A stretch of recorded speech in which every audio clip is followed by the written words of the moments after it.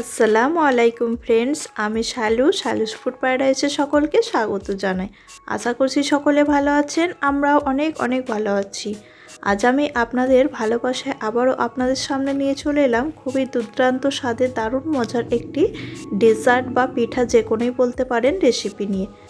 চলুন বন্ধুরা, তাহলে তাড়াতাড়ি কথা না বাড়িয়ে শুরু করা যাক আজকের এই রেসিপি।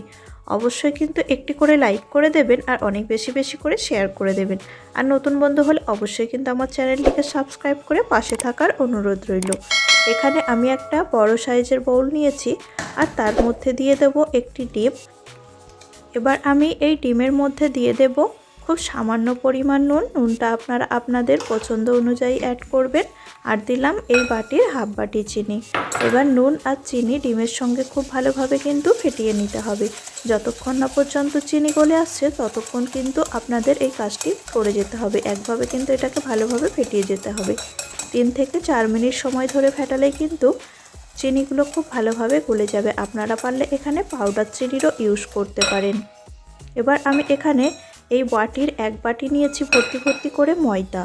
অল্প অল্প করে দেব আর এভাবে কিন্তু মিক্স করতে থাকবো। আর একটা বাটিতে আমি 1 বাটি, ওই বাটির মাপেরই 1 বাটি নিয়েছি দুধটা অবশ্যই কিন্তু ফুটিয়ে ঠান্ডা করে নিয়েছিলাম। রুম টেম্পারেচারে থাকা দুধই এখানে ইউজ করতে হবে। অল্প অল্প করে দেব আর এইভাবে কিন্তু নেড়ে চেড়ে যেতে হবে। একবারে কিন্তু সব দুধটা দেওয়া যাবে না। এখানে আমি আবারও 4 চামচের মতো ময়দা অ্যাড করলাম আর এই বাটির দুধ অল্প অল্প করে ঢালবো আর অল্প অল্প করেই মেশাবো। এখানে আমি বাটির মাপের একই বাটির মাপের দেখাচ্ছি যাতে আপনাদের বুঝতে সুবিধা হয়, করার সময় কোনো অসুবিধা না হয়।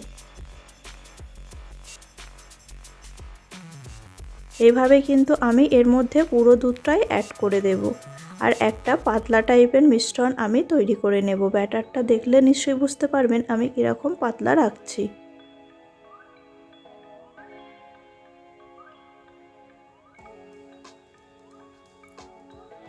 এবার আমি এর মধ্যে অ্যাড করে দিচ্ছি হাফ চামচের মতো ভ্যানিলা এসেন্স। ভ্যানিলা এসেন্সটা দেওয়ার কারণ হচ্ছে এই যে ডিমটা আমি এই ময়দার মধ্যে মিশিয়েছি, ডিমের মধ্যে থেকে একটা স্মেল বের হয়, সেটা যাতে না বের হয় তার জন্য কিন্তু ভ্যানিলা এসেন্সটা আমি এখানে ইউজ করলাম। আর দিয়ে দেবো এখানে 3 চামচের মতো সয়াবিন অয়েল। আবারও খুব ভালো করে এটাকে ফেটিয়ে নেব। তারপরে কিন্তু এটাকে 20 মিনিটের জন্য রেস্টে আমি রেখে দেবো। বন্ধুরা, আপনারা যেখান থেকে আমার ভিডিওটা দেখেন না কেন প্লিজ আমার এই চ্যানেলটিকে সাবস্ক্রাইব করে আমার পাশে থাকবেন, আমাকে সাপোর্ট করবেন। আপনাদের ভালোবাসা পেয়ে আজ আমি কিন্তু এত দূর পর্যন্ত এগিয়ে এসেছি। এবার এটাকে আমি 20 মিনিটের জন্য ঢাকা দিয়ে রেখে দিলাম। ফিরে এলাম 20 মিনিট পর। আবারও মিশ্রণটিকে একটু নাড়িয়ে দেব। আর একটা এইরকম আমি চামচ নিয়েছি আর একটা আমি এখানে বাটি নিয়েছি। এবার মিশ্রণটিকে হাফ হাফ করে কিন্তু ডিভাইড করে দেব। পুরোপুরি সমান সমান ভাগে কিন্তু ভাগ করে নিতে হবে।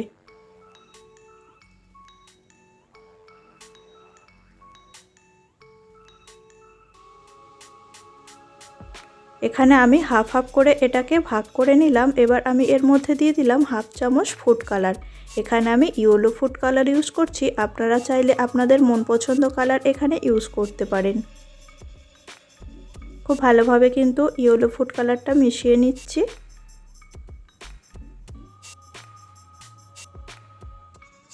এবার আমি পরের স্টেপের দিকে চলে যাব। এখানে একটা বাটি নিয়েছি আর দিয়ে দেব এখানে 2টি ডিম। এভাবে ডিমগুলোকে ফাটিয়ে এর মধ্যে অ্যাড করে দিচ্ছি।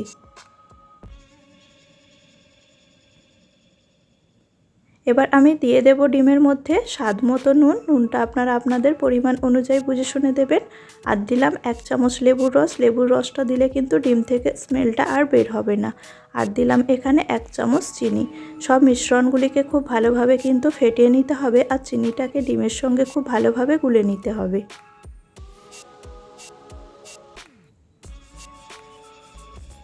এবার একটা আমি কড়া বসিয়ে নিয়েছি আর কড়াটার জন্য অবশ্যই চ্যাপটা হয়, না হলে আপনারা এখানে চাটুও ইউজ করতে পারেন। আর দিয়ে দেব এখানে 3 থেকে 4 চামচের মতো সাদা তেল।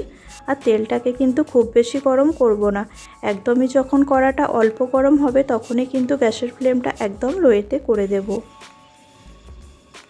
এভাবে তেলগুলো চারিদিকে একটু লাগিয়ে দিতে হবে কড়ার মধ্যে। এবার আমি এর মধ্যে ডিমের গোলা মিশ্রণটা অ্যাড করে দেব। আর গ্যাসের ফ্লেম কিন্তু কোনো মতেই হাই বা মিডিয়ামে দেওয়া যাবে না। ডিমের মিশ্রণটা আমার দেওয়া হয়ে গেছে। এবার আমি কড়াটার চারিদিকে একটু ঘুরিয়ে ঘুরিয়ে ডিমের মিশ্রণটিকে একটু পাতলা আর বড় করে নিচ্ছি। খুব সাবধানে কিন্তু করবেন, একদমই তাড়াহুড়ো করার কোনো দরকার নেই, তাহলে কিন্তু ডিমটা ফেটে গেলেই নষ্ট হয়ে যাবে। এবার আমি এটাকে ঢেকে রেখে দেব প্রায় 40 সেকেন্ডের জন্য, একদমই লো ফ্লেমে।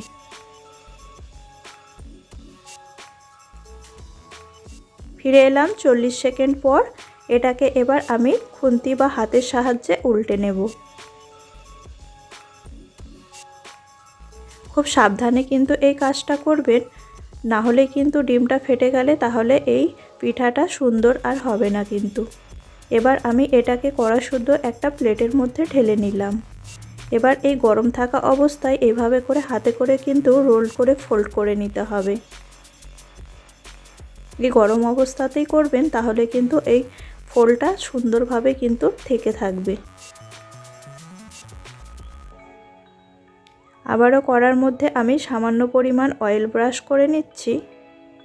আর কড়াটা একদমই লো ফ্লেমে রেখে এবার আমি এর মধ্যে ব্যাটার অ্যাড করে দেব। ফার্স্ট আমি সাদা গোলাটা দিয়ে দিচ্ছি এখানে 1 হাতা আর কিছুটা পরিমাণ দিলাম। এবার হাতের সাহায্যে ঘুরিয়ে ঘুরিয়ে ডিমটা যেরকম বড় সাইজের করেছিলাম ঠিক এই ব্যাটারটিকে ওই মাপেরই করে নেব। গ্যাসের ফ্লেম আমার একদমই লোয়েতে আছে, এটা কিন্তু লোয়ে রেখেই করতে হবে, হাই বা মিডিয়ামে দেওয়া যাবে না। এবার এই ব্যাটারটিকে আমি কিছু সেকেন্ডের জন্য ঢাকা দিয়ে রেখে দেব, প্রায় 15 সেকেন্ডের জন্য। ফিরে এলাম 15 সেকেন্ড পর। এটাকে একটু আমি এবার উল্টে দেব। খুব সাবধানে কিন্তু উল্টাবেন, যেন ফেটে না যায় কোনো দিক থেকে, তাহলে কিন্তু এটা ফোল্ড করার সময় সুন্দর পিঠা তৈরি হবে না। এবার এটাকেও কিছু সেকেন্ড একটু সেঁকে নিয়ে এটাকে আমি তুলে নেব ওই প্লেটের মধ্যে। এই গরম থাকা অবস্থাতেই কিন্তু আমি এটাকে রোল করে নেব এভাবে হাতের সাহায্যে।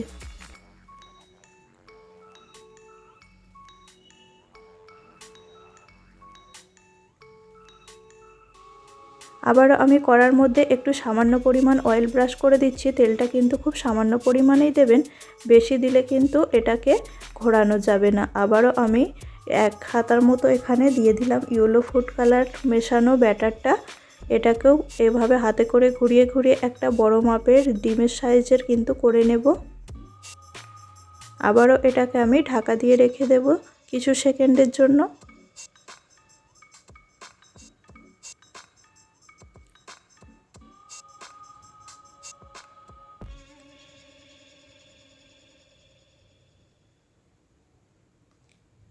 ফিরে এলাম বন্ধুরা 15 থেকে 20 সেকেন্ড পর। আবারও এটাকে আমি উল্টে নেব।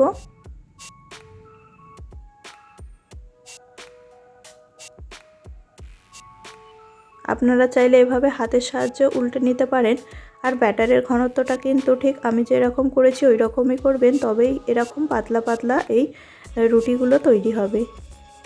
আবারও আমি প্লেটের মধ্যে নিয়ে নিলাম, আবারও ওইটার সঙ্গে আমি ফোল্ড করে নেব। বন্ধুরা এই পিঠাটা দেখতেও যেমন সুন্দর, খেতেও কিন্তু অসম্ভব মজার। এভাবে করে আপনাদের কাছেও বাড়িতে ট্রাই করার অনুরোধ রইল। আর অবশ্যই কিন্তু কমেন্টে জানাতে ভুলবেন না আপনাদেরটাও কীরকম হয়েছিল। এভাবে করেই কিন্তু আমি পরস্পর সবকটাই এইভাবে করে নেব।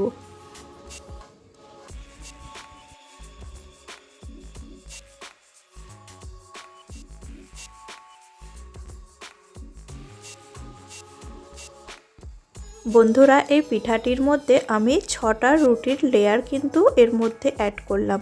আপনারা চাইলে এর থেকে বেশিও করতে পারেন, কিন্তু কম করবেন না, তাহলে কিন্তু পিঠাটা দেখতে সুন্দর লাগবে না। এভাবে এর যত রোল হবে ততই কিন্তু এটা কাটার পর সুন্দর লাগবে। এভাবে করেই আমি কিন্তু সবগুলো রুটি এইভাবেই রোল করে নিলাম।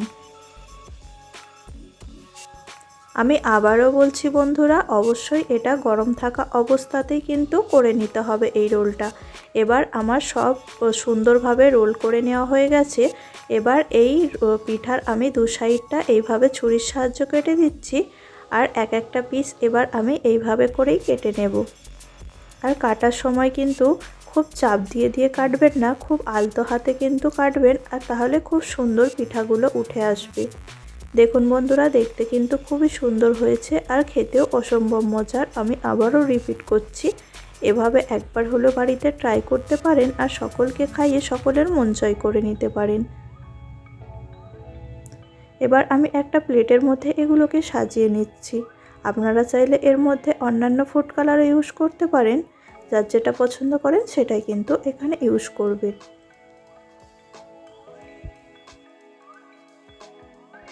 বন্ধুরা, তৈরি হয়ে গেল আমার ডিম সুন্দরী পিঠা। এখানে আজকের মতো আমি আমার ভিডিওটি শেষ করছি। ভালো লাগলে অবশ্যই লাইক করবে আর অনেক বেশি বেশি করে বন্ধুদের মাঝে শেয়ার করতে ভুলবেন না। আর যদি আমার চ্যানেলে নতুন বন্ধু হয়ে থাকো অবশ্যই কিন্তু আমার চ্যানেলটিকে সাবস্ক্রাইব করে পাশে থেকো, আমাকে সাপোর্ট করো। সকলে ভালো থেকো, সুস্থ থেকো। আবারও হাজির হব অন্য কোনো রেসিপির সঙ্গে।